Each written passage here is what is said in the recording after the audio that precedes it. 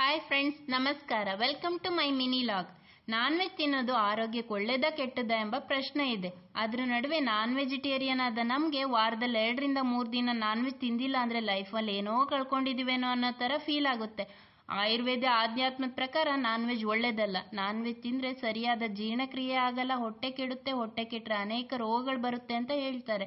ಇದನ್ನು ಬ್ಯಾಲೆನ್ಸ್ ಮಾಡ್ಕೊಳ್ಳೋಕ್ಕೆ ವಾರದಲ್ಲಿ 2 ದಿನ ವಿಳೆದೆಲೆ ತಿನ್ನೋದ್ರಿಂದ ಜೀರ್ಣಕ್ರಿಯೆ ಸುಲಭವಾಗಿ ಆಗುತ್ತೆ, ಬಾಯಿಯ ದುರ್ವಾಸನೆಯನ್ನು ತಪ್ಪಿಸ್ಬೋದು. ಕೆಲವು ಟೈಮ್ ಪಾಸ್ಗೆ ಅಂತಲೂ ತಿಂತಾರೆ. ಸಕ್ಕರೆ ಕಾಯಿಲೆನೂ ಸಹ ನಿಯಂತ್ರಣ ಮಾಡ್ಬೋದು. ಹಾಗೆ ಮೂಳೆಗಳು ಸಹ ಗಟ್ಟಿಯಾಗುತ್ತೆ. ಚಿಕ್ಕ ಮಕ್ಕಳಿಗೆ ಕಫ ಕಟ್ಟಿ ಉಸಿರಾಡಕ್ಕೆ ತೊಂದರೆ ಆಗ್ತಿದ್ರು ಈ ವಿಳೆದೆಲೆ ರಸನ ಕುಡಿಸ್ತಾರೆ. ಗ್ಯಾಸ್ಟ್ರಿಕ್ ಸಮಸ್ಯೆನೂ ಸಹ ನಾವು ಇದರಿಂದ ಪರಿಹಾರ ಮಾಡ್ಕೋಬೋದು. ಗರ್ಭಿಣಿಯರಿಗೆ ವಾಂತಿ ವಾಕರಿಕೆಗೂ ಸಹ ನಾವು ಈ ಎಲೆ ಅಡಿಕೆನ ತಿನ್ನಿಸ್ತಾರೆ.